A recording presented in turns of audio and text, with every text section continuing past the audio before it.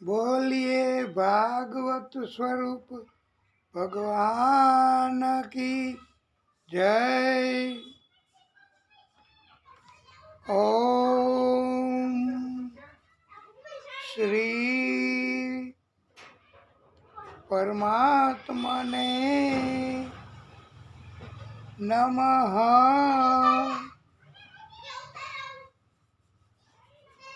प्रिय भक्तों, आप सर्वेना हृदय कमळમાં બિરાજતા આદિનારાયણ ભગવાન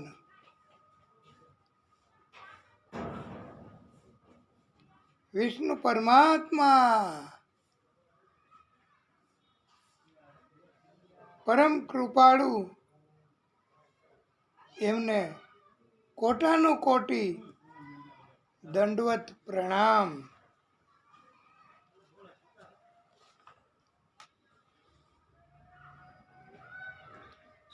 अखंड मंडलाकारं व्याप्तं येन चराचरं तत्पदं दर्शितं येन तस्मै श्री गुरुवे नमः।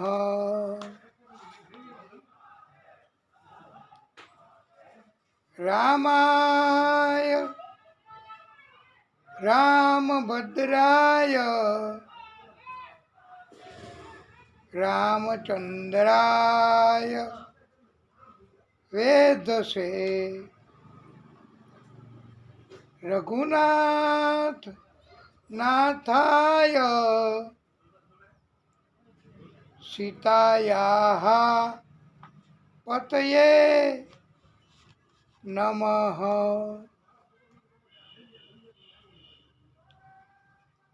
ज्ञानमूलं गुरुर्मूर्तिः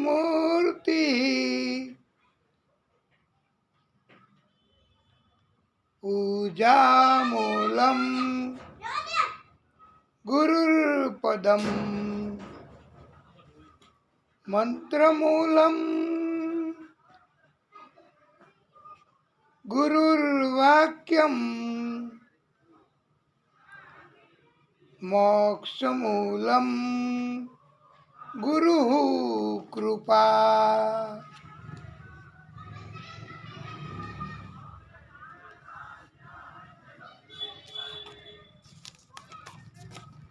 प्रिय भक्तों, આપણે આ કથા એમને આપણે વિરામ આપ્યો તો ત્યારે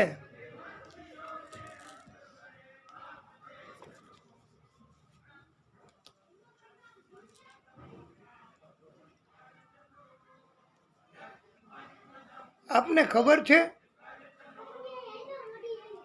કે ક્યાં આપણે કથા છોડી હતી?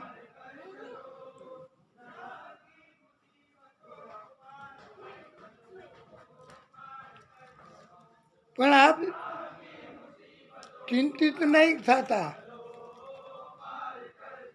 ભક્તો। આપ યાદ કરવાનો પ્રયત્ન નહીં કરશો વાલા ભક્તો।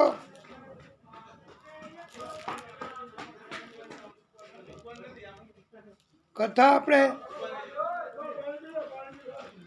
વિરામ આપ્યો ને એ પેલા અધૂરી છોડી જ નથી। નવું આપણે હવે આખ્યાન સોપાન ભાગવતજીમાં સર કરવાનું છે। એટલે આપને પણ આનંદ થશે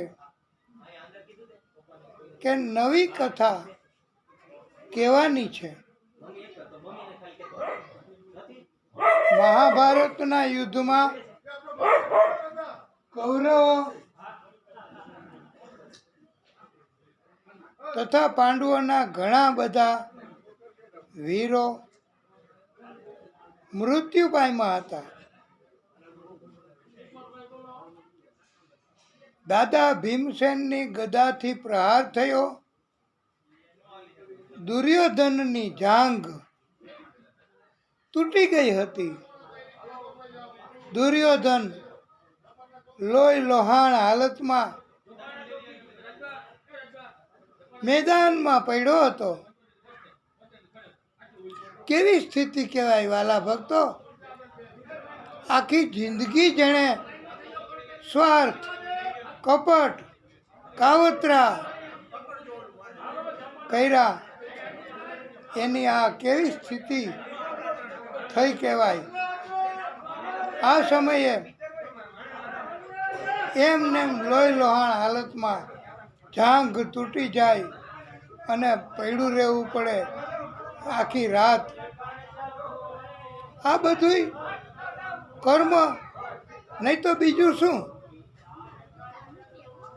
અને એવા સમયે પાછો આવ્યો એનો મિત્ર અસ્વસ્થામાં, અને આ દુર્યોધન આવી હાલતમાં છે તોય એને કહ્યું કે મિત્ર, મને સેનાપતિ બનાવ્યો હોત ને તો હું પાંડવોના મોત નિપજાવી તમને વિજય અપાવત. દુર્યોધને તો એ તો રાજકારણી હતો જ, એ બીજું શું કરે? એ કે બનાવ્યો તો નહીં, તને હું અત્યારે જ બનાવી આપું છું.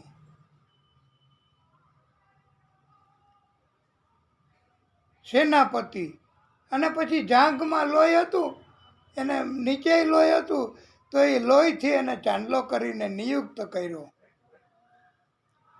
હવે વાલા ભક્તો, આપ જુઓ તો ખરા, દુર્જન લોકો, સ્વાર્થી લોકો કોઈને મારી નાખવા કેવું કેવું કરે, પછી એને ક્યાંથી સારું ફળ મળે? પહેલું અપશુકન તો એ જ કહેવાય કે એને લોહીથી ચાંદલો કરીને નિયુક્ત કર્યો. એ જ અપશુકન કહેવાય.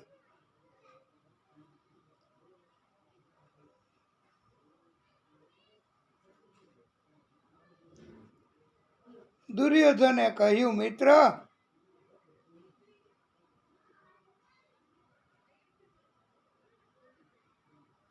તમે મારી ઈચ્છા પૂરી કરો. પાંડવોના મોત નિપજાવીને એમના મસ્તકો લાવી આપો મને, તો વેર વળી જાય. જુઓ તો ખરા કેવું વેર વાળવા માટે કરે છે. પોતે ઊભો થવાની તેવડ નથી, અને વેર વાળવા માટે. અને આવા સમયમાં ઘણા આવે જ. તો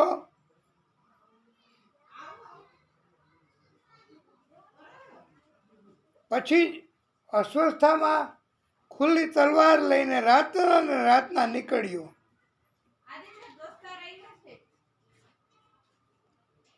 અને રાતના પછી શુકન કેવા થાય? રાતના તો ઘુવડના જ શુકન થાય ને. એને શુકન ન કહેવાય, પણ અપશુકન કહેવાય. રાત્રે એ જ આટા મારતા હોય.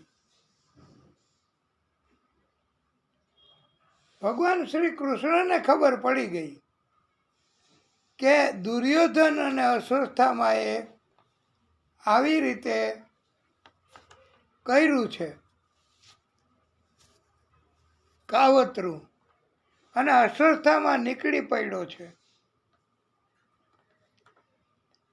રાત્રે પાંડવો અને પાંડવોના જેવા જ એના પુત્રો 5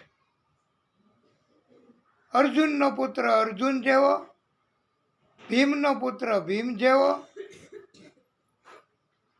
એમ પાંચેય પાંડવોના પુત્ર એના જેવા જ. એ પણ બહાર સૂતા હતા રાતના. પાંડવો બહાર સૂતા હતા.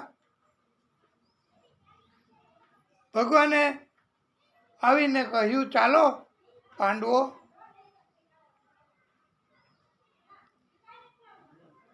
ધર્મરાજ તો ભગવાન કૃષ્ણ કહેતા એટલે તરત જ પાંડવો પૂછતા નહીં હો, કારણ કે એ ભગવાન કૃષ્ણ ઉપર બહુ વિશ્વાસ, શ્રદ્ધા, ભરોસો, એટલે ક્યારેય પૂછવાની જરૂર જ નહીં. એ કોઈ દી અહિત કરે જ નહીં, એવો જ માનતા હતા. પછી એમના પુત્રો ત્યાં સૂતા હતા પાંડવોના. એ બધાને ગળા સુધી ચાદર ઓઢાડી કે ગુંગળાઈ ન જાય, અને છતાં સૂતા હતા. એમને સુવા દઈ ચાદર ઓઢાડી અને નીકળી ગયા. થોડીક જ વારમાં અસ્વસ્થામાં દોડતો આવ્યો અને પાંચેય પાંડવોના પુત્રો સૂતા હતા. એને પાંડવો સમજી અને પાંચેયના માથા કાપી નાખ્યા. પછી લઈ ગયો પ્રમાણ પુરાવા તરીકે દુર્યોધન પાસે અને કહ્યું, લે મિત્ર, હું પાંચેય પાંડવોના મારી અને એના મસ્તકો લ્યાવ્યો છું. હવે દુર્યોધનને તો આનંદ થયો કે પાંચેય પાંડવોના મસ્તકો તમે લઈ આવ્યા? હા, એટલે આનંદ થયો. પછી એણે કીધું કે મને ભીમનું મસ્તક આપો. તો ભીમનું મસ્તક આપ્યું. એણે ચેપ્યું દુર્યોધને, તો ચેપાઈ ગયું. એટલે દુર્યોધને કહ્યું કે મિત્ર, બધાય મસ્તક ચેક કરવા પડશે. બધાય મસ્તક ચેક કર્યા અને કહ્યું, આ ભીમનું મસ્તક નથી, આ પાંડવોના મસ્તક નથી કોઈના, આ તો એના દીકરાઓ જે નિર્દોષ છે પાંડવોના, એ પાંચેયના દીકરાઓના મોઢા મસ્તકો એના જેવા જ હતા. એટલે તમે ઉતાવળમાં મિત્ર ભૂલ કરી છે, નિર્દોષ બાળકોની હત્યા કરી છે. હવે એને અફસોસ છે દુર્યોધનને કે તમે આ શું કરી નાખ્યું, નિર્દોષ બાળકોની હત્યા કરી. પાંડવો મારા શત્રુ, પણ આ તો નિર્દોષ બાળકો, એની તમે હત્યા કરી. ત્યારે દુર્યોધનને આનંદ થયો તો એ તરત જ આનંદ એના બદલે બહુ દુઃખ થયું. હવે દુઃખ થયું તરત જ એને એ સમયે. અને દુર્યોધનને એવો હતો શ્રાપ કે વરદાન, જે કયો એ કે એક જ સમયે આનંદ થાય તથા એ જ સમયે દુઃખ થાય, તો એનું મૃત્યુ થાય. કટકે કટકે થાય તો ન થાય મૃત્યુ, એક જ સમયે થવું જોઈએ, આનંદ અને દુઃખ બેય. હવે આ આનંદ અને દુઃખ એક જ સમયે થયા તરત જ. એટલે દુર્યોધનનું મૃત્યુ થયું. આવા સંજોગોમાં પ્રિય ભક્તો, આ દુર્યોધનનું મૃત્યુ થયું છે. હવે અસ્વસ્થામાં દુર્યોધન પાસેથી ભાગી ગયો એમને દૂર દૂર પોતાનો જીવ બચાવવા.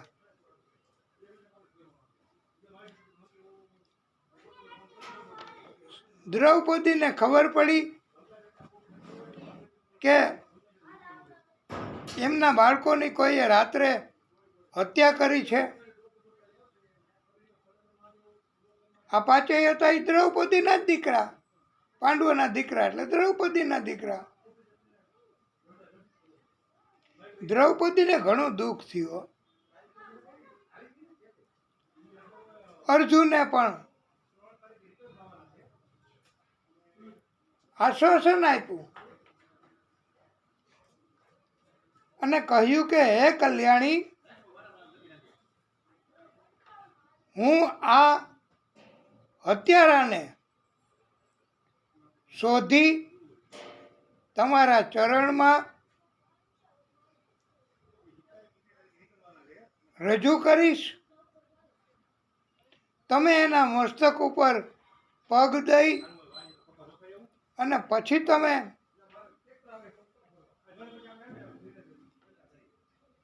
આ પુત્રોની અંત્યેષ્ટિ ક્રિયા કરજો. અને હે દેવી દ્રૌપદી, હું તમારા શોકાશ્રુઓને પછી લૂછીશ.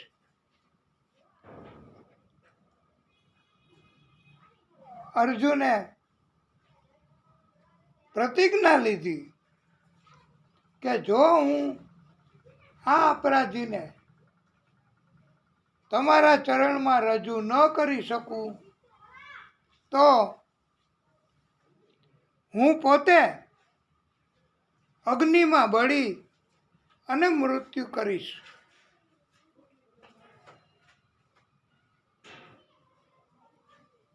અસ્વસ્થામાએ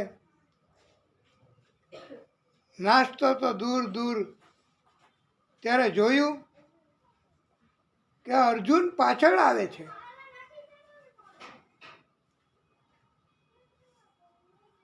અસ્વસ્થામાં તો ગભરાઈ ગયો. અર્જુનને જોયો એટલે એને મૃત્યુ દેખાણું કે હવે મને અર્જુન મારી નાખશે. મેં આટલો મોટો બચાવ કર્યો, અરે અપરાધ કર્યો, હવે મને થોડો જીવ તો જવા દે.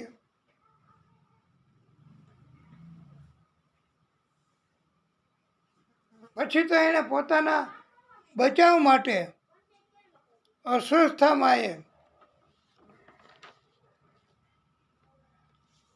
પોતાના બચાવ માટે અસ્વસ્થામાએ પછી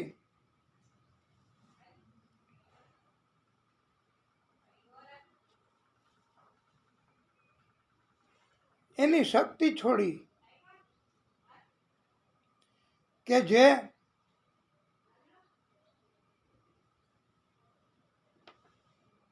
શક્તિ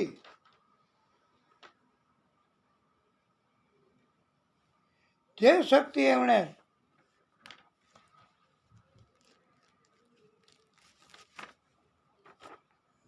ગર્ભમાં બાળકને મારવા માટે છોડી હતી, એ શક્તિ એમણે છોડી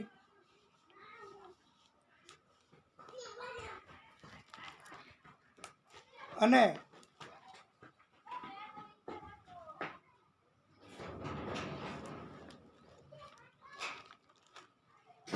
બ્રહ્માસ્ત્રની શક્તિ તરીકે એને ઓળખવામાં આવે છે.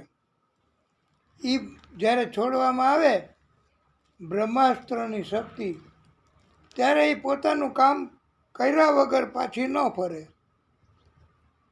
જે હેતુ માટે છોડી હોય એ હેતુનું કામ કરે જ. એ બ્રહ્માસ્ત્રની શક્તિ. અર્જુનને પણ થોડોક ભય લાગ્યો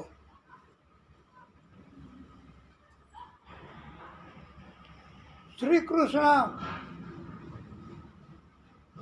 ભગવાનનું સ્મરણ કર્યું કે આ બ્રહ્માસ્ત્રની શક્તિથી કેમ બચવું? પ્રભુ, આપ કંઈક રસ્તો બતાવો, નહીતર હું નહીં બચી શકું. ત્યારે કૃષ્ણ ભગવાને કહ્યું છે કે હે અર્જુન, આ બ્રહ્માસ્ત્રની શક્તિ છોડી છે એમણે બચાવ કરવા માટે પોતાનો, એને આ બ્રહ્માસ્ત્રનું શમન કરતા નથી શીખવ્યું ગુરુ દ્રોણે, અને તમને એ વિદ્યા શીખવી છે ગુરુ દ્રોણે. એટલે તમે એ બ્રહ્માસ્ત્રની શક્તિનું શમન કરો, શાંત કરો. અર્જુને બ્રહ્માસ્ત્રની શક્તિને શાંત કરી. પછી અશ્વસ્થામાને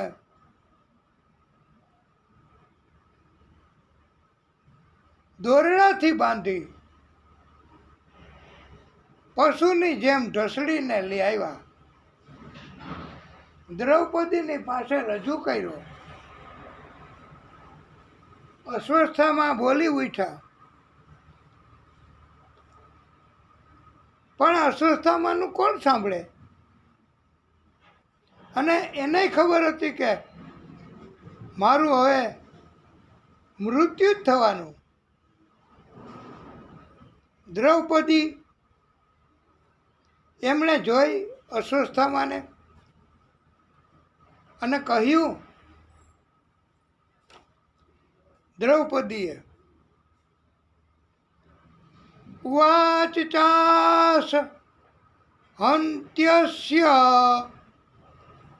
બંધનાન અયનમ સતી મુચ્યતામ મુચ્યતામ એષઃ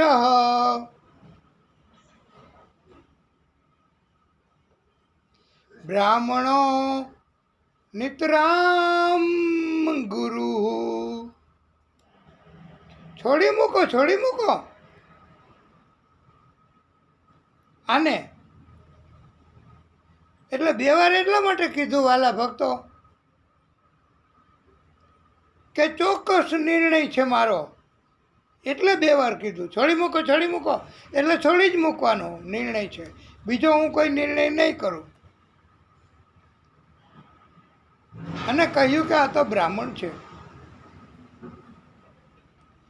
ગુરુનો પુત્ર છે. ગુરુનો પુત્ર એ પણ પૂજનીય કહેવાય, અને પાછો બ્રાહ્મણ. અને એને મારી નાખશો તો એની માતા કૃપી એ નિરાધાર બની જશે. અત્યારે માં કૃપી અને આ અસ્વસ્થામાં બે જ જણા રહે છે. હવે આને મારી નાખો તો એની માં કેવી રીતે જીવી શકશે? અને મારા 5 પુત્રોને એમણે માર્યા તો હું નિરાધાર નથી બની, આ દ્રૌપદી કહે છે. મારે તો મારા 5 પતિઓનો આધાર છે.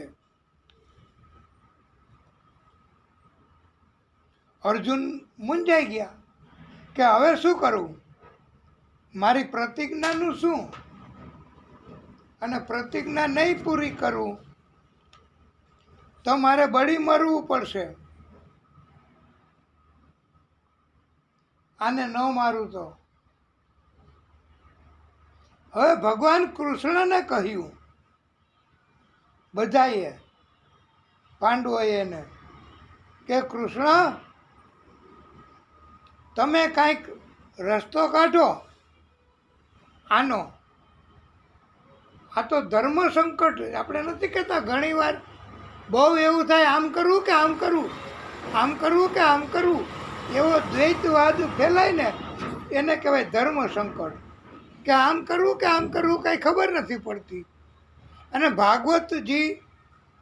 ભાગવતની કથા એ હંમેશા જ્યારે જ્યારે દ્વૈતવાદ ફેલાય, દ્વૈતવાદ થાય ત્યારે ત્યારે ભાગવત એ ચોક્કસ હોય એવું જ સૂચન કરે છે. એટલું આ ભાગવતનું મહત્ત્વ છે કે દ્વૈતવાદ થવા જ ન દે. આમ કરું કે આમ કરું એ ભાગવત ભક્તોને થાય જ નહીં.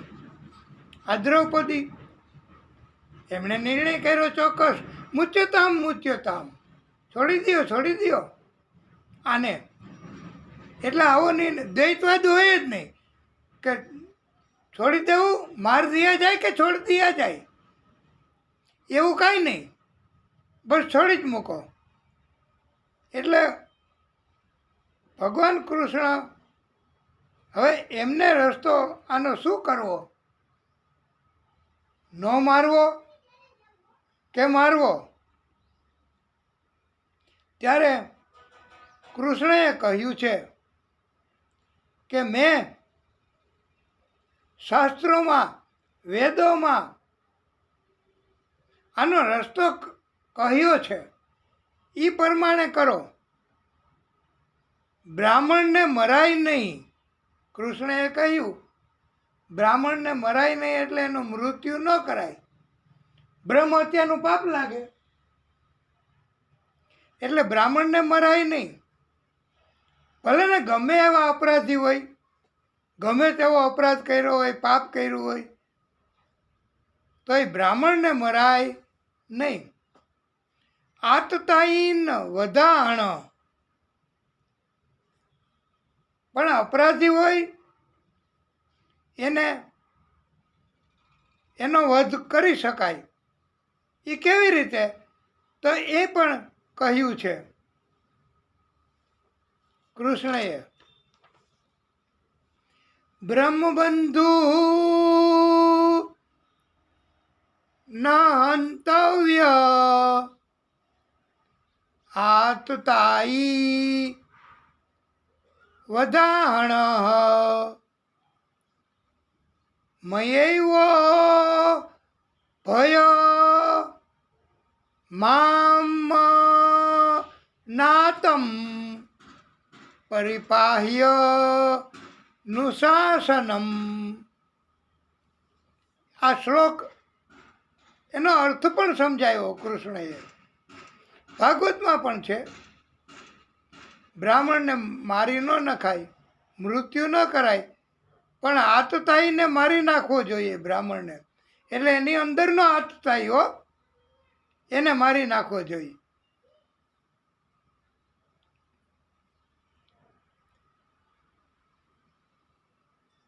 ત્યારે એમ કહ્યું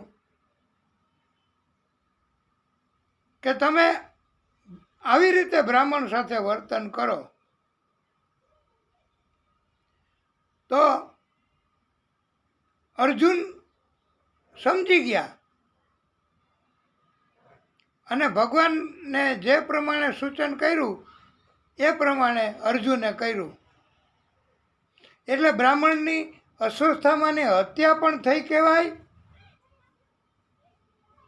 અને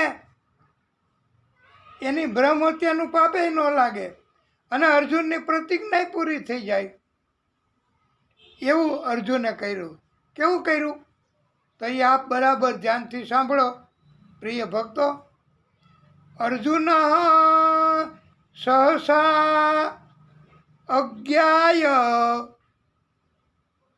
હરેર હાર્દ મથાસીના મણિમ જહાર મૂર્ધન્યમ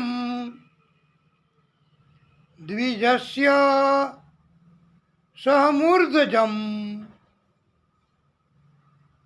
એટલે અર્જુને પોતાની તલવારથી અસ્વસ્થમાના મસ્તક કપાળ એમાં જે મણી હતો એ તલવારથી મણી કાઢી લીધો.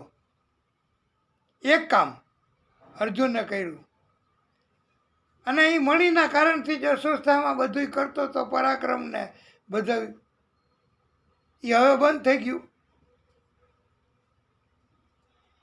અને બીજું કામ કર્યું અર્જુને, એનું મુંડન કર્યું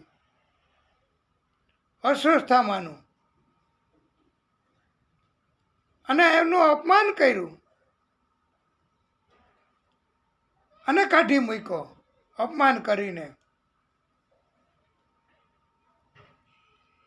અસ્વસ્થતામાં એ નિર્દોષ બાળકોની હત્યા કરી ત્યારે જ લક્ષ્મીહીન તો થઈ જ ગયો હતો, હવે મણી વગરનો થઈ ગયો. આ મણીના કારણથી જ એનામાં બધી શક્તિઓ હતી. જેમ મોબાઈલમાંથી તમે એનું સિમ કાર્ડ કાઢી લ્યો, પછી મોબાઈલમાં કાંઈ લગભગ ન થાય. જોકે અમને બહુ મોબાઈલની ખબર ન પડે, પણ આવું કહેતા હોય છે બધાય.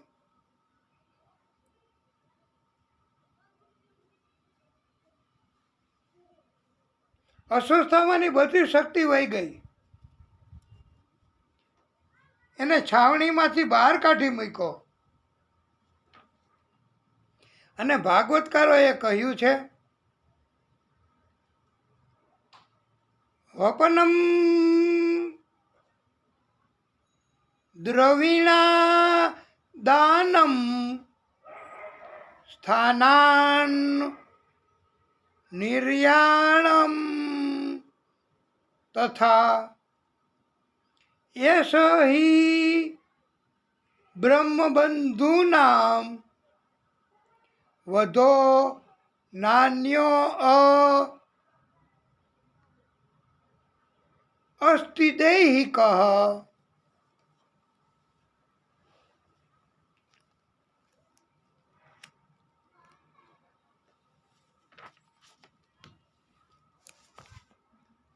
અર્થાત બ્રાહ્મણનું ધન છીનવી લેવું, આ શ્લોકનો અર્થ એવો છે. અને ભાગવતમાં લખ્યું છે, બ્રાહ્મણનું ધન છીનવી લેવું, લૂંટી લેવું, મુંડન કરવું, શિખાછેદન કરવી, અપમાન કરીને બહાર કાઢી મૂકવો, આ કરવાથી બ્રાહ્મણ એનો વધ કર્યો એવું કહેવાય છે શાસ્ત્રોમાં. અને પાપી બ્રાહ્મણ હોય ને અધમ, એની સાથે આવું કરવું તો એ બ્રાહ્મણને એવું હૃદયમાં થાય કે મારું તો મૃત્યુ થયું ભાઈ, મૃત્યુ થયું હોય એવું બ્રાહ્મણ માનવા માંડે, એટલે એને મૃત્યુ કર્યું કહેવાય. આમ બ્રાહ્મણના શરીરનો વધ કરીને મૃત્યુ કરવાની શાસ્ત્રોમાં માત્ર ના પાડી છે.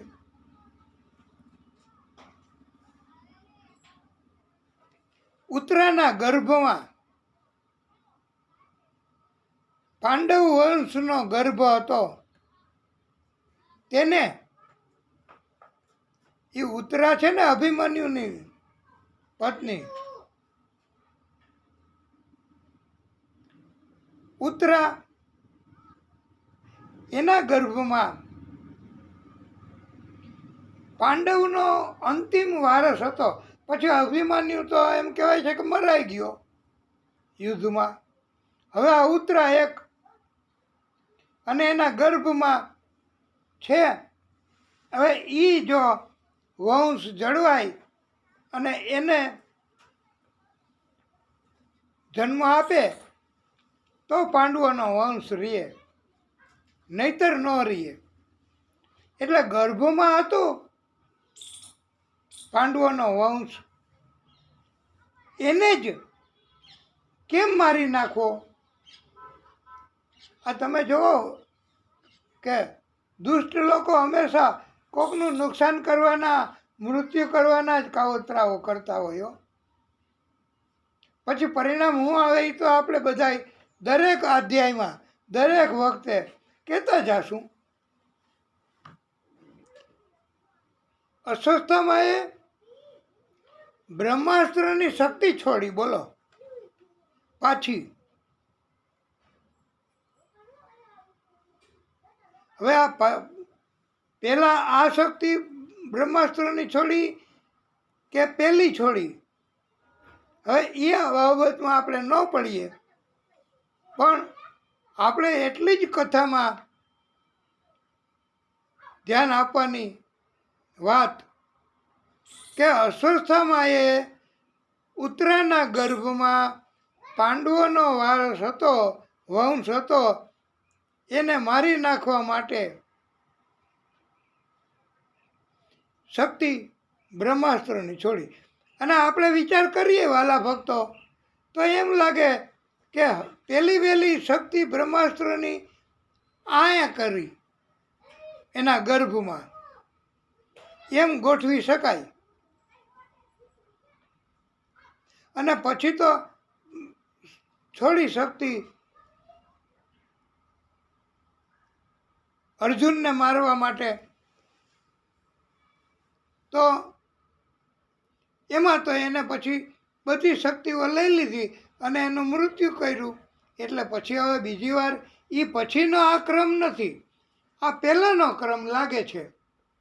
પણ આપણે જે રીતે, આ તો ભાગવત છે, ભગવાન છે, અને આમાં પહેલી આ શક્તિ છોડી બ્રહ્માસ્ત્રની, એમ આપણે માની અને કથા આગળ વધારીએ. ઉત્તરા એને કષ્ટ થવા માંડ્યું.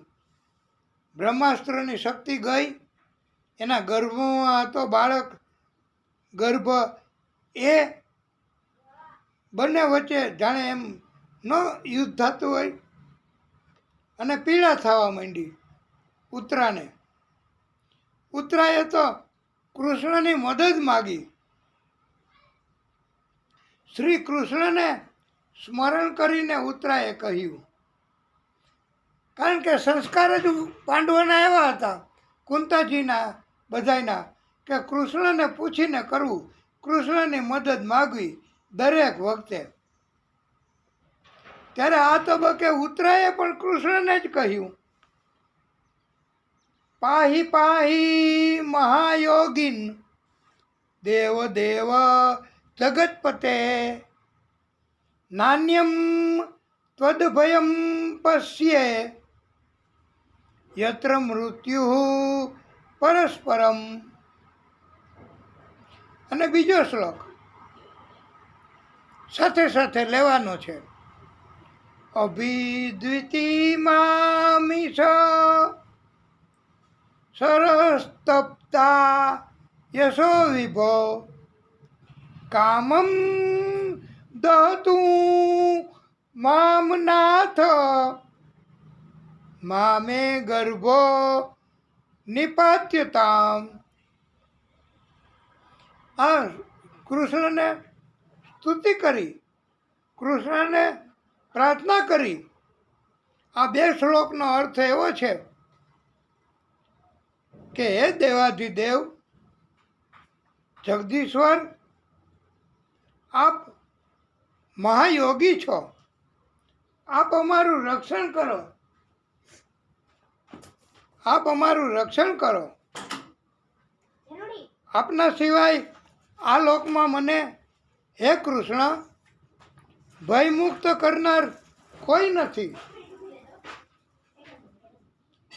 આ પૃથ્વીલોકમાં બધા એકબીજાના શત્રુઓ થઈ ગયા છે, અને જેને પૂછો એને કોઈને મદદ કરતા નથી. એક આપ જ દેવોના દેવ છો, દેવાધિદેવ, અને જગદીશ્વર છો. આપ આદિશક્તિનું પ્રાગટ્ય છો, એનો અવતાર છો. તો હે કૃષ્ણ, તમારા સિવાય કોઈ મારા ગર્ભમાં અંતિમ વારસને કોઈ નહીં બચાવી શકે. હે સ્વામી, આ બાણ મને મારી નાખે તો એનો મને અફસોસ નથી, એનું કોઈ દુઃખ નથી. કૃષ્ણ, મને મારી નાખે એનો વાંધો નથી, પણ મારા ગર્ભમાં અંતિમ વારસ પાંડવોનો છે. નકર તો પછી પાંડવો એનો વંશ નહીં રહે. તો પાંડવોનો છેલ્લો વારસ એને બચાવો તો જ પાંડવોનો વંશ રહેશે. હે જગદીશ્વર, અત્યારે તો અહીંયા બધાય એકબીજાના શત્રુ થઈ ગયા છે. કોઈ કોઈને દુઃખમાં તકલીફમાં મદદ કરે એમ નથી. અને પ્રિય ભક્તો, અત્યારે તો કળિયુગ છે. અત્યારે ક્યાંથી કોઈ કોઈને મદદ કરી શકે? સમય જ ન હોય. બધા એકબીજાના શત્રુ સ્વાર્થના કારણે, અભિમાનના કારણે બની બેઠા હોય.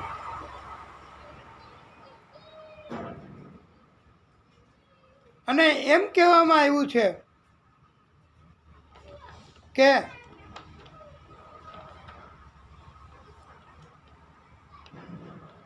यहाँ कौन है अपने अश्क को मिटाने वाला. આપણા દુઃખને દુઃખમાંથી બચાવવા, આપણા દુઃખને, આપણા આંસુને કોણ લૂછવા? અહીંયા કોણ છે આ સમયમાં? અત્યારે જેની પાસે દુઃખ તમે કહેવા જાઓ એને તમારા કરતાં અનેક ગણું હોય. પછી તમે તમારે ક્યાંથી મદદ કરી શકે? એટલે કૃષ્ણ એક જ એ આદિશક્તિનું પ્રાગટ્ય છે, એનો અવતાર છે, અને એ બધું કરી શકે છે. એટલે ઉત્તરાએ એમ કહ્યું. અને આ કળિયુગ આપણે જે આપને કહેતા હતા આ તબક્કે कि यहाँ कौन है अपने अश्क को मिटाने वाला, जिसे देखो सबके दामन भिगोए लगते हैं. તમે તમારા આંસુ રૂમાલથી રૂતા હો તો જેને તમે આંસુનું કહેવા જાઓ, દુઃખ કહેવા જાઓ, એ પાછા ટુવાલથી તમે લૂછો એટલું બધું આંસુ પાડે. એટલે અત્યારે એમ છે વાલા ભક્તો કે ભગવાન સિવાય કોઈ, અને કળિયુગમાં તો સત્કર્મ ભક્તિ એ જ અંતે પણ મદદ કરે છે. ભગવાન કૃષ્ણએ તાત્કાલિક મદદ કરી અને સુદર્શન ચક્રથી ગર્ભમાં કવચ કર્યું. એટલે ગર્ભને ઢાંકી દીધો. એટલે બ્રહ્માસ્ત્રની શક્તિ ગર્ભને નુકસાન ન કરે. પહેલું વહેલું કામ કૃષ્ણએ કર્યું આવડું આ. બસ એને આટલો જ કામ કરવાનો આદેશ આદિશક્તિનો હતો. પછીથી કૃષ્ણ બીજું કાંઈ ન કરી શકે. એણે રક્ષણ કર્યું ગર્ભને મારી ન નાખે એવું, એ ટૂંકા સમય પૂરતું. અને પછી જેમ કૃષ્ણ તરીકે પ્રાગટ્ય કર્યું ને આદિશક્તિએ, મૂળ શક્તિએ, એવી જ રીતે મૂળ શક્તિ આદિશક્તિ એમણે અવતાર લીધો. કેવો? અંગુષ્ઠ અવતાર. અંગૂઠો હોય ને આપણો બધાયનો, એનો ઉપરનો ભાગ એને કહેવાય ટેરવું. અંગૂઠાનો ઉપરનો ભાગ એને કહેવાય ટેરવું. એવડુંક જ સ્વરૂપ લીધું.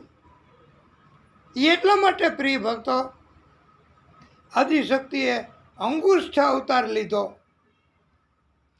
કે ઉત્તરાને ગર્ભમાં તો જાવું ને બ્રહ્માસ્ત્રની શક્તિને શાંત કરવા માટે. તો આ તો ભાગવત છે ભાઈ. આમાં સ્ત્રીની મર્યાદા પણ જાળવવી પડે. આદિશક્તિએ એ વખતે સ્ત્રીની મર્યાદા જાળવી હતી. હો આ આદિશક્તિએ કે એ મુખમાંથી પ્રવેશ ન કર્યો, એકેય દ્વારમાંથી પ્રવેશ ગર્ભમાં ન થાય, કારણ કે સ્ત્રીની મર્યાદાનો ભંગ થાય. એટલે આદિશક્તિએ અંગુષ્ઠ અવતાર એટલે લીધો કે ઉત્તરાની નાભી, નાભી એટલે 10મું દ્વાર, એને કહેવાય દુટી. એ દુટીમાંથી પ્રવેશ કર્યો ગર્ભમાં. એ આદિશક્તિએ મર્યાદા જાળવી સ્ત્રીની. એટલે પ્રિય ભક્તો, સ્ત્રીની હંમેશા મર્યાદા જાળવવી જોઈએ. એ કેવી રીતે એ આપણે પછી ક્યારેક સમજશું અને એ આપને સમજાઈ જશે. ભાગવતમાં એમ છે કે સ્ત્રીના મુખમાંથી પ્રવેશ નથી કરવાનો. અંગુષ્ઠ સ્વરૂપે ગર્ભમાં જઈ આદિશક્તિએ હાવ નાનકડું સ્વરૂપ લ્યો. આવડો મોટો મચ્છર જ હોય, મોટો મચ્છર હોય ને આવડોક જ હોય, અને ગદાથી એની પાસે ગદાય લઈ ગયા. અંગુષ્ઠ ભગવાન પ્રગટ થયા અંદર જઈને અંગુષ્ઠ સ્વરૂપે, અને બ્રહ્માસ્ત્રની શક્તિને શાંત કર્યું ગદાથી. નાની ગદા હતી એનાથી. અને પછી અંગુષ્ઠ ભગવાન બ્રહ્માસ્ત્રની શક્તિને શાંત કરી અને પાછા સમાઈ ગયા આદિશક્તિ તરીકે. આદિશક્તિમાં કુંતાજીએ એમ માન્યું કે કૃષ્ણની કૃપાના કારણે પાંડવોના વંશનો બચાવ થયો છે. એટલે કુંતાજીએ પ્રાર્થના કરી, પાંડવોના વંશનો બચાવ થયો ને એટલે. અને 26 શ્લોક ભાગવતમાં લખ્યા છે. એમાંથી આપણે કુંતાજીની સ્તુતિના રુચિ મુજબ શ્લોક બોલીશું અને આપને સમજાવવાનો પ્રયત્ન કરીશું. કારણ કે આપણે આપણી કથાને દિવ્ય બનાવવી છે. આપણે આપણી કથાને કહેવા માટે કોઈ સમય એની પાબંદી નથી. ગમે તેટલા વાગે આપને વાંધો નથી ને હાજી. તો આપણે દિવ્ય કથાને બનાવવા માટે કુંતાજીએ સ્તુતિ કરી એ આપણે બોલીશું. આપ 2 હાથ જોડજો અને બોલાય તો બોલજો. નમસ્યે પુરુષમ ત્વા અદ્યમી સ્વરમ પ્રકૃતૈ પરમ અલક્ષ્યમ સર્વભૂતાનાં અંતર્બહિર વાસ્થિતમ. હે પ્રભુ, આપ સમસ્ત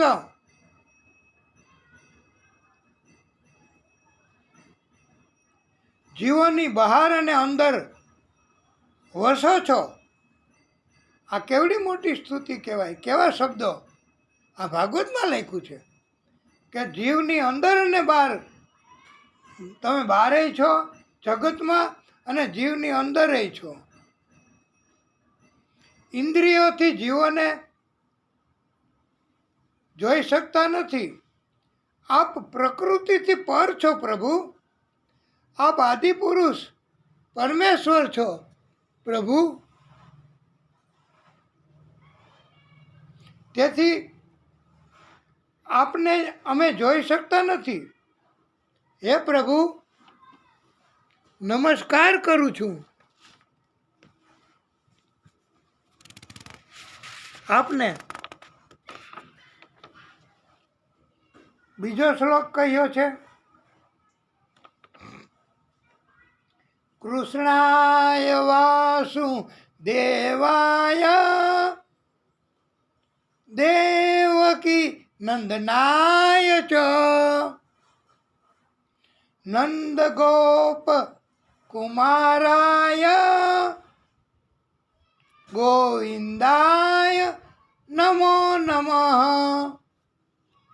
અર્થાત આપ શ્રી કૃષ્ણ વાસુદેવ, દેવકી નંદન, નંદગોપાલ, નંદગોપ, એના લાલ, ગોવિંદ, એ બધા આપના જ નામ છે. એને અમે વારંવાર નમસ્કાર કરીએ છીએ, પ્રણામ કરીએ છીએ. હે કૃષ્ણ.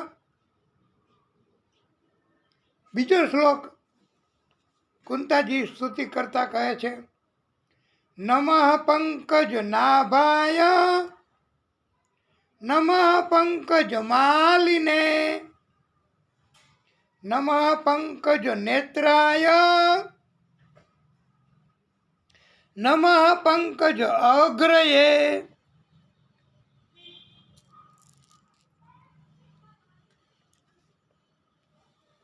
જેની નાભીમાંથી પંકજ એટલે કમળ પ્રગટ થયું છે, જેઓ સુંદર પંકજ માળા, કમળની માળા ધારણ કરે છે. આ બધી પ્રભુ માટે જ છે, કૃષ્ણ માટે જ. જેના નેત્રો કમળ જેવા વિશાળ અને કોમળ છે, અને જેના કમળમાં, જેના ચરણમાં નારાયણ ભગવાન, જેના ચરણમાં કમળનું ચિહ્ન છે, એવા હે કૃષ્ણ અમારા વારંવાર નમસ્કાર છે, આપને પ્રણામ કરીએ છીએ. પછી કુંતાજીએ માગ્યું,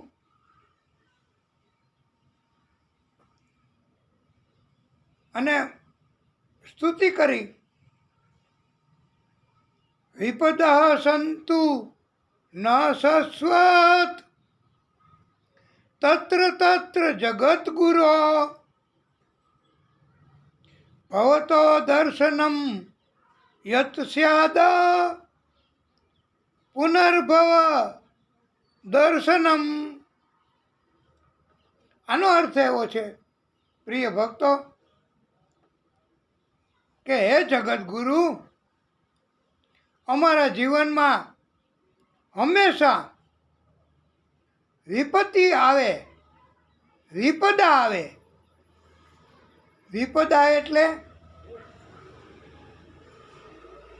અમે આપનું સ્મરણ કરીએ, અને સ્મરણ કરીએ એટલે આપ અમારી સાથે રહો, એટલે અમારે વિપદા જોઈએ. દુઃખ નથી માંગ્યું હો ભક્તો.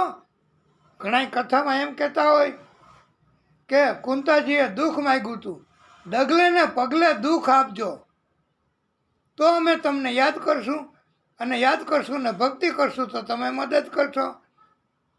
એમ દુઃખ નથી માંગ્યું, પણ વિપદા માગી છે કુંતાજીએ ભગવાન પાસે. વિપદા કોને કહેવાય? વિપદા અને દુઃખમાં ફેર છે. વિપદા એટલે અટકાયત. અટકાયત આવે ભક્તિમાં તો આપણે ભગવાનને યાદ કરીએ, અને ભગવાનની કૃપા થાય તો અટકાયત દૂર થાય, પછી ભક્તિ થાય. આવી રીતે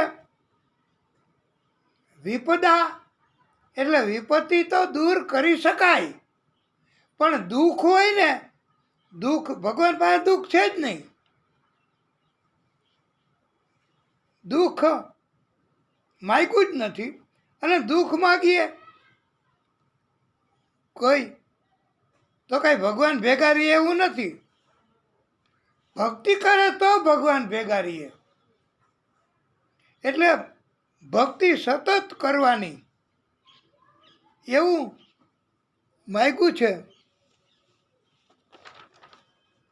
અથ વિશ્વેશ વિશ્વાત્મન વિશ્વમૂર્તે સ્વકેશુ મે સ્નેહપાસમિમં છિંદી દ્રઢમુપાણ ઉષુ વૃષણીષુ. હે પ્રભુ, આપ વિશ્વના સ્વામી છો. હે પ્રભુ, આપ વિશ્વના આત્મા છો, અને વિશ્વના રૂપમાં પણ આપ જ છો. પ્રભુ, યદુવંશીઓમાં અને પાંડવોમાં મને મમતા બંધાઈ ગઈ છે, માયા બંધાઈ ગઈ છે. હવે મને મૃત્યુ પણ અટકાયત માયા કરે, લાગણી સ્નેહ એનાથી પણ દુઃખ થાય. એટલે આપ પાંડવોમાં જે બંધન છે, માયા છે, એને આપ દૂર કરી દો પ્રભુ. એમ કીધું છે કે આપ બધું કરી શકો, તો મને એની માયા. આપણે પણ એમ કહીએ છીએ વાલા ભક્તો અત્યારે કે શેમાંય માયા ન રાખવી. શેમાંય આપણે કોઈ બાળકોમાં, કોઈ એમાં આપણે કોઈને મન તો ભગવાનને જ આપવું, માયામાં ન ફસાવું. નહીતર અંતકાળે પણ માયા એ મૃત્યુને અટકાયત કરે છે, દુઃખ આપે છે.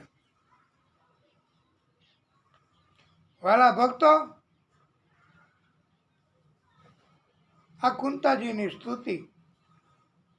અને હવે આપણે ભીષ્મ પિતા એની વાત થોડીક કરવી કે બાણશૈયા ઉપર હતા. એનો જીવનનો અંત સમય હતો.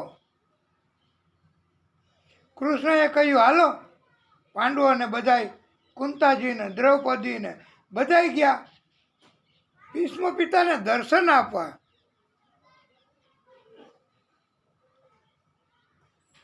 અને ભીષ્મ પિતાએ વરદાન માગ્યું હતું કે પ્રભુ, અંત સમયે આપ દર્શન દેવા આવજો મને. આપણે બધાએ પણ એવું જ માગવાનું હોય કે જે ભીષ્મ પિતાએ માગ્યું હતું, તમે બધાએ એવું જ માગજો. જ્યાં જ્યાં ભગવાનને દર્શન કરવા જાઓ, પ્રાર્થના કરવી પડે, ન્યા તમારે આવું જ માગવું. બીજું કાંઈ માગશો તો એ બહુ યોગ્ય નહીં ગણાય. પણ ભીષ્મ પિતા એ માગ્યું હતું, અને ભાગવતમાં કહ્યું છે, અને ભાગવત આપણને શીખવે છે કે પ્રભુ પાસે શું માગવું. પ્રભુ પાસે એ જ માગવાનું. મારું આખું ખૂટે જે ઘણીએ, મારા હૃદય કમળમાં બિરાજજો. છે અરજી તમોને બસ એટલી, મારા મૃત્યુને શ્રીજી સુધારજો. આ વરદાન માગ્યું હતું. આપણે બધાએ એવું જ માગવાનું, અને ભક્તિ કરીશું તો ભગવાન ચોક્કસ મૃત્યુને સુધારશે, અંત સમયે દર્શન આપશે, બીજા કોઈમાં માયા નહીં લાગે. અને માયા તો દાસી છે પરમાત્માની. એટલે પરમાત્માની ભક્તિ કરશું તો માયા આપણને મદદ કરશે, હેરાન નહીં કરે. વાલા ભક્તો, ભીષ્મ પિતાને પ્રભુએ ચતુર્ભુજ સ્વરૂપે દર્શન આપ્યા. શાસ્ત્રોથી થયેલી બધી જ પીડાઓ, કારણ કે ભગવાન દર્શન આપે પછી કાંઈ રહીએ તકલીફ, પીડા, ઉપાધિ, શરીર આખું બાણોથી વિંધાઈ ગયું હતું, એના બદલે દિવ્ય શરીર થઈ ગયું હો. કારણ કે ભગવાને દર્શન દીધા પછી કાંઈ બાકી રહે. અને ભીષ્મ પિતાએ હવે ભગવાનને સ્તુતિ કરી છે. ભાગવતમાં આ સ્તુતિ છે ને એ જ બહુ મહત્ત્વની ગણાય છે. અને મહત્ત્વની એટલે એટલા માટે કે ભાગવતમાં આ ભીષ્મ પિતાએ સ્તુતિ કરી, પેલી કુંતાજીએ સ્તુતિ કરી. આ સ્તુતિ ખાલી યાદ રહે ને પ્રિય ભક્તો તો પણ પ્રભુની કૃપા થાય જ હો. ભીષ્મ પિતાએ સ્તુતિ કરી એટલે પ્રાર્થના કરી, સ્તુતિ એટલે પ્રાર્થના. ઇતિ મોતિરૂપ કલ્પિતા વિતૃષ્ણા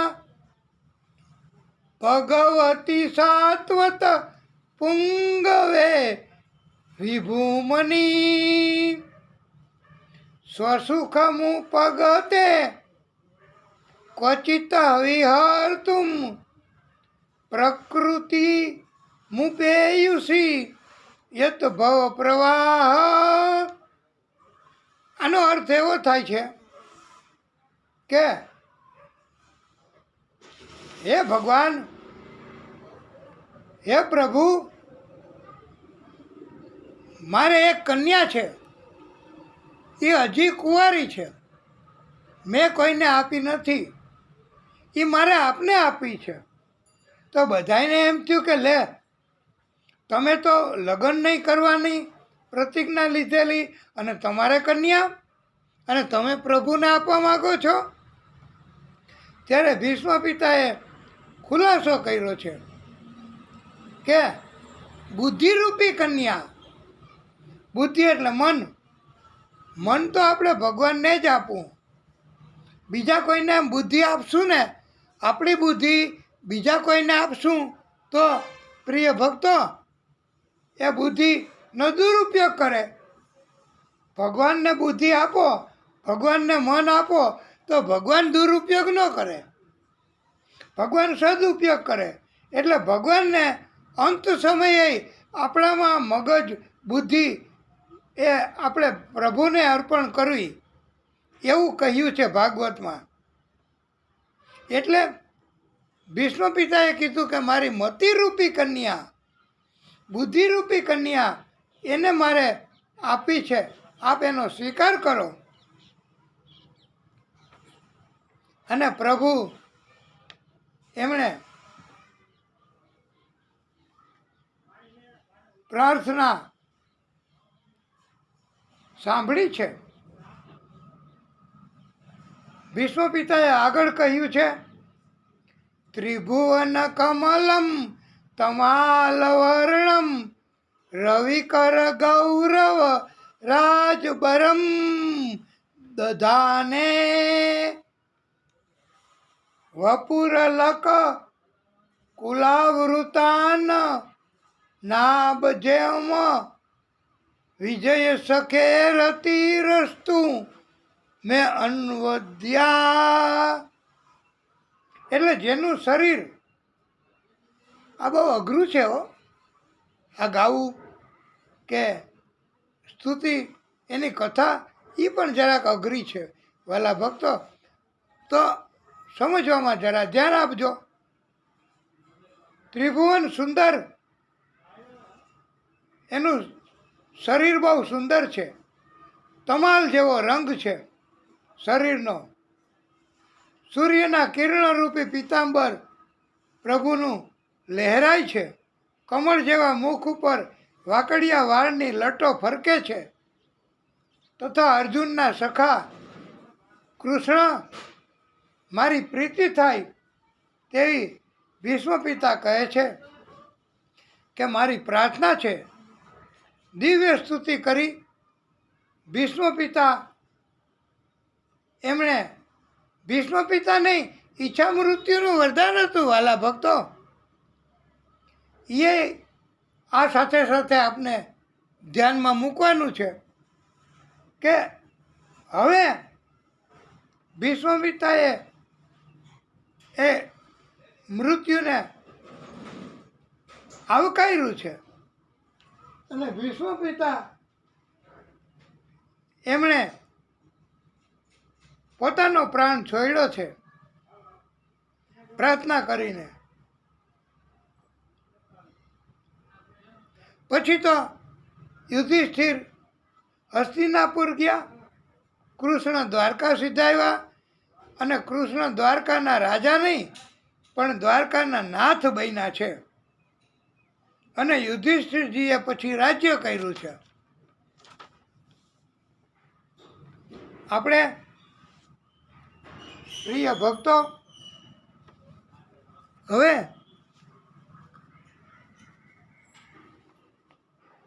આ કથાને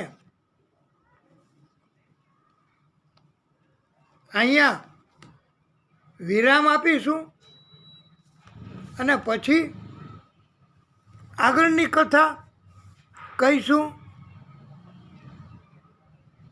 બોલીએ ભાગવત સ્વરૂપ ભગવાન કી જય.